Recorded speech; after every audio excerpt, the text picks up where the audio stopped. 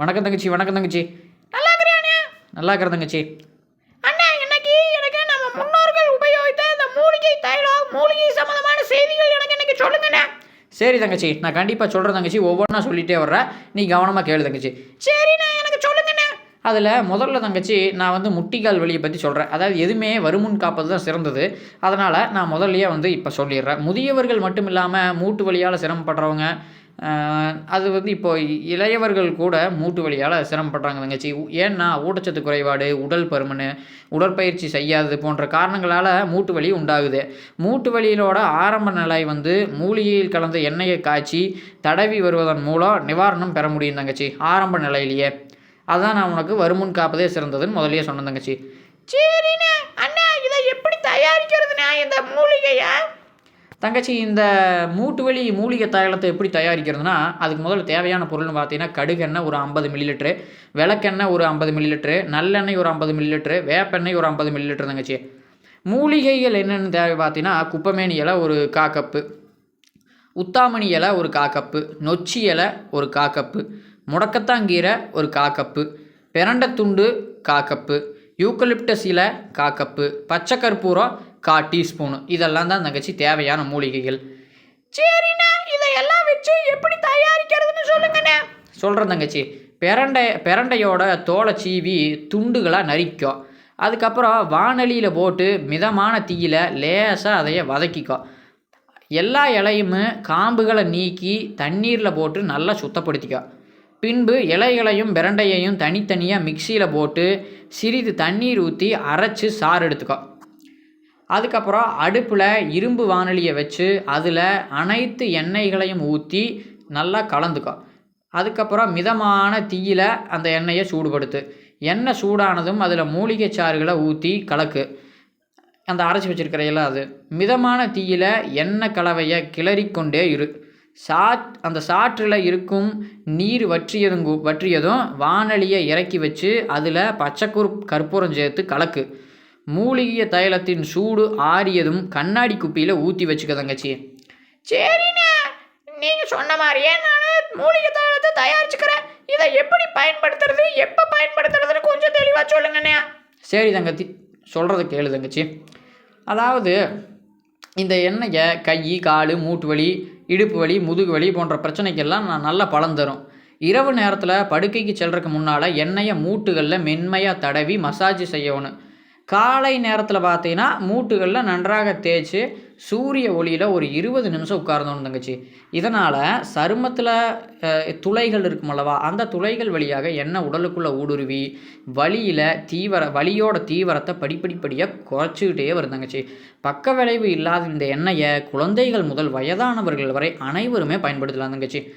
ரொம்ப நன்றிண்ணே. பக்க விளைவு இல்லாமல் இந்த எண்ணெய் அதுபோக எல்லாருமே பயன்படுத்தக்கூடியது. இந்த மாதிரி என்ன சொன்னதுக்கு எனக்கு கூடான கோடி நன்றிண்ணே. அப்புறம் தங்கச்சி, உனக்கு இன்னொன்று இயற்கை வைத்தியம் கூட சொல்கிறேன் தங்கச்சி. சொல்லுங்கண்ணே. 2 டீஸ்பூன் வெந்தயத்தை இரவிலேயே தண்ணீரில் ஊற வச்சுக்கோ. காலையில் அந்த தண்ணீரை குடிச்சிட்டு வந்த அப்படின்னா முழங்கால் மூட்டு பிரச்சனை குணமாகும் தங்கச்சி. வெந்தயத்தை தண்ணீரில் கலந்து பேஸ்ட் போல் செஞ்சு அதை வலியுள்ள இடத்துல பூசலாம், நல்ல நிவாரணம் கிடைக்கும் தங்கச்சி. எள்ளு தெரியுமில்ல, அந்த எள்ளு வந்து ஆன்டி ஆக்சிடென்ட்டுகளை உருவாக்கி முடக்குவாதத்தையும் அதனால் ஏற்படக்கூடிய வீக்கத்தையும் குறைக்குது தங்கச்சி.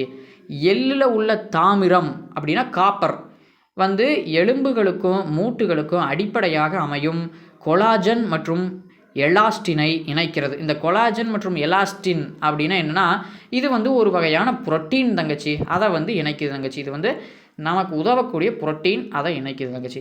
ஓ சரிண்ணே. அண்ணா, மூட்டு வலிக்கு முக்கியமான காரணம் என்னன்னு சொல்லுங்கண்ணே. தங்கச்சி, மூட்டு வலிக்கான முக்கிய காரணம் சரி உணவு பழக்க வழக்கங்களில் ஏற்படக்கூடிய மாற்றம், அதுக்கப்புறம் உடல் செயல்பாடு குறையிறது, அப்புறம் எடை கூடுமா, உடல் செயல்பாடு குறைஞ்சாலே எடை கூடும். இது முழங்கால் போன்ற முக்கிய மூட்டுகளில் சுமையை அதிகரிக்குது. இது மூட்டு வலியை ஏற்படுத்தலாம் தங்கச்சி, அல்லது மோசமாக்கலாம். வழக்கமான உடற்பயிற்சி நம்மளுடைய மூட்டுகளை மிருதுவாக வச்சுருக்கோம். நெகிழ்வுத்தன்மையை பராமரிக்கவும் உதவும் தங்கச்சி. இது மூட்டுகளின் உயவு மற்றும் இரத்த ஓட்டத்தை மேம்படுத்த உதவுது தங்கச்சி. எப்போ வழக்கமான உடற்பயிற்சி செஞ்சோம்னா ரத்த ஓட்டத்தை மேம்படுத்த உதவுது. காயங்களை தடுக்க உடற்பயிற்சிக்கு முன் வார்ம் அப் செய்கிறது உறுதிப்படுத்திக் கொள்ளணும். இப்போது எப்போவுமே உடற்பயிற்சி செய்யணும்னா அதுக்கு முன்னால் வார்ம் அப் செய்வோம்ல, அதாவது கை கால் அசைத்தல், அந்த உடற்பயிற்சி செய்யறதுக்கான தயார் நிலை அதுதான். அதவும் கூட நம்ம செஞ்சோம்னா காயங்களை தடுக்கலாம் தங்கச்சி. உடல் எடையை குறைப்பது கூட வலியை தடுக்கிறதுக்கு உதவும் தங்கச்சி. ஓ சரி சரிண்ணே, ரொம்ப நன்றிண்ணே. அண்ணே, நம்ம வீட்டிலேயே இந்த சானிடைசர்லாம் பயன்படுத்தணும்லண்ணே அந்த கொரோனா காலத்தில், அதுக்கு பதிலாக வீட்டிலேயே தயாரிக்கிற மாதிரி ஏதாவது இருக்குதாண்ணே? அதை பற்றி கொஞ்சம் சொல்லுங்கண்ணே. கண்டிப்பாக இருக்குது தங்கச்சி. ஆல்கஹால் அடிப்படையிலான ஹேண்ட் சானிடைசரு, ஏர் பியூரிஃபையரு பயன்படுத்துவதற்கு பதிலாக நாம் எளிதில் கிடைக்கக்கூடிய ஆயுர்வேத பொருளை பயன்படுத்தலாம் தங்கச்சி. உனக்கு தேவையானது வெறும் 2 பொருள். புதிய வேப்ப இலைகள், அப்புறம் சிறிது மஞ்சள்.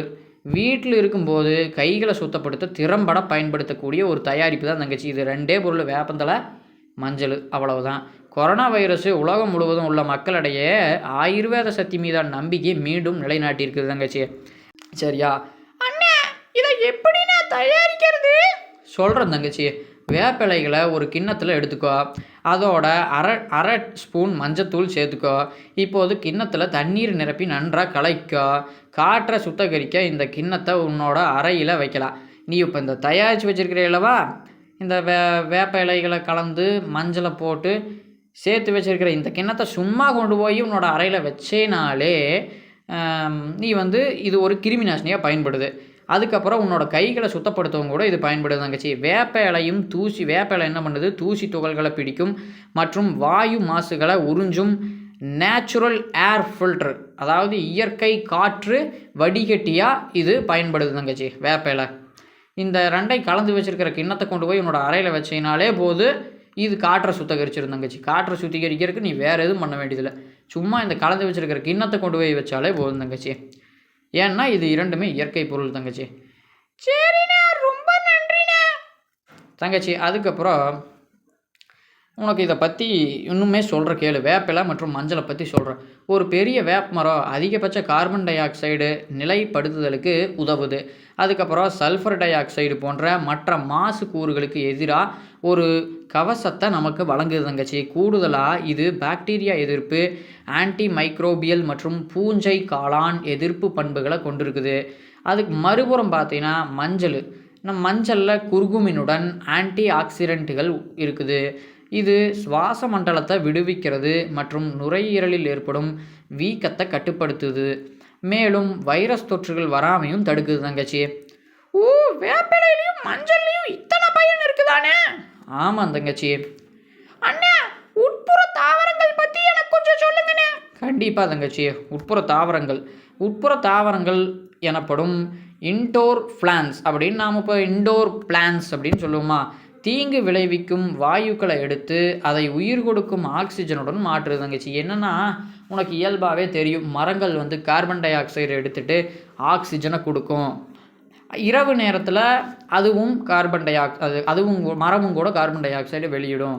ஏன்னா சன்லைட் இருக்காது, ஃபோட்டோசிந்தசிஸ் நடக்காது, அதனால் அப்படின்னு நமக்கு தெரியும். அதே மாதிரி தான் உள்புற தாவரங்கள் கூட, நம்ம வீட்டுக்குள்ளே வைக்கிற தாவரங்கள் கூட இதே மாதிரி இந்த நச்சு வாயுகள், எடுத்துக்காட்டு கார்பன் டை ஆக்சைடுன்னு சொன்ன அப்படின்னா அந்த மாதிரி வாயுக்களை அது தனக்குள்ளே இழுத்துக்கிட்டு அது ஆக்சிஜனை நமக்கு கொடுக்குது. ஆக்சிஜன் அப்படிங்கிறது நம்ம சுவாசிக்கக்கூடியது தங்கச்சி.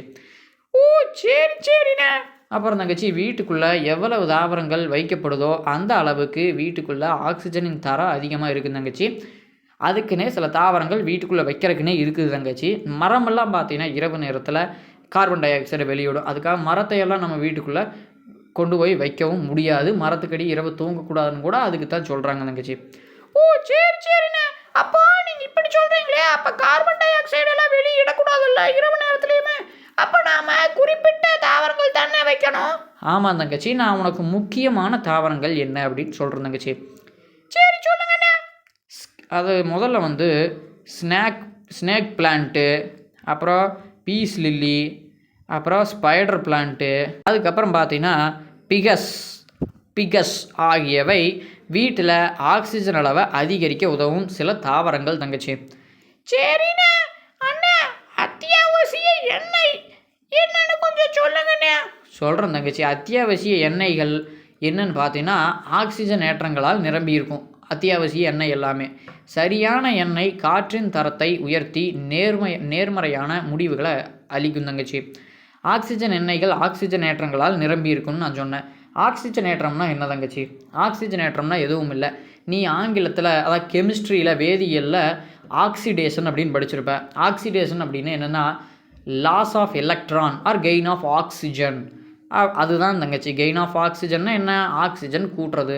ஆர் லாஸ் ஆஃப் எலக்ட்ரான்ஸ், அவ்வளோதான் தங்கச்சி. எலக்ட்ரான் லாஸ் ஆகிறது. இதுதான் இதுக்கு ஆப்போசிட் எதிர்வினை என்னென்னு பார்த்தீங்கன்னா ரிடக்ஷன் அப்படின்னு நீ படிச்சிருப்ப. அது கெயின் ஆஃப் எலக்ட்ரான்ஸ் அப்படின்னு வரும். சரிண்ணே. இப்போ தங்கச்சி நேர்மறையான முடிவுகளை அளிக்கும் எது? இந்த ஆக்சிஜனேற்றங்களால் நிரம்பியுள்ள எண்ணெய் காற்றின் தரத்தையும் உயர்த்தும் தங்கச்சி. இப்போ என்னென்னு பாரு. Peppermint, tea tree, lavender, eucalyptus, ஆரஞ்சு, எலுமிச்சை மற்றும் ஜெரனியம் போன்ற எண்ணெய்கள். இந்த எண்ணெய்கள் எல்லாம் அனைத்தும் சக்தி வாய்ந்த பாக்டீரியா எதிர்ப்பு எண்ணெய்கள் தங்கச்சி. இந்த எண்ணெய்கள் அறைக்குள் பரவும் போது சுற்றியுள்ள காற்றை சுத்தப்படுத்தி அழகான நறுமணத்தையும் தருது தங்கச்சி. ஓ சரி சரிண்ணே. இன்னைக்கு மூலிகை இயற்கை சார்ந்து ரொம்ப அதிகமாகவே விஷயம் சொல்லிட்டீங்கண்ணே. ஆமாம் தங்கச்சி, உனக்கு பயன்படும், நம்ம மக்களுக்கு பயன்படும், நம்ம மக்களுக்கு பயன்படக்கூடிய செய்திகளை தினந்தோறும் நான் பகிர்ந்து வந்துட்டுருக்கிறேன் தங்கச்சி. அதுக்கு நீ உறுதுணையாக கேள்வி கேட்டுட்ருக்கிற. நான் மூலயமா இந்த உலகத்தில் நம்ம 2 பேரும் நல்ல செய்திகளை பரப்பிட்டுருக்குறோம். ஏதாவது ஒரு வகையில் மக்களுக்கு சென்று பயனடையும் அப்படிங்கிற நம்பிக்கையில். கண்டிப்பாண்ணே. மக்கள் கண்டிப்பாக நாம் சொல்கிறத புரிஞ்சு அவங்களுக்கு பயனுள்ள வகையில் நம்ம கருத்துக்களை எடுத்து பயன்படுத்துவாங்கண்ணே. ஆமாம் தங்கச்சி, ரொம்ப நன்றி தங்கச்சி. நன்றிண்ணே. நன்றி தங்கச்சி. நாம் நாளைக்கு இதே போல் வேறு ஒரு தலைப்பில் மக்களுக்கு பயனுள்ள கருத்துக்களை தினந்தோறும் நம்ம பணியை தொடர்ந்து வழங்குவோம். நன்றி தங்கச்சி.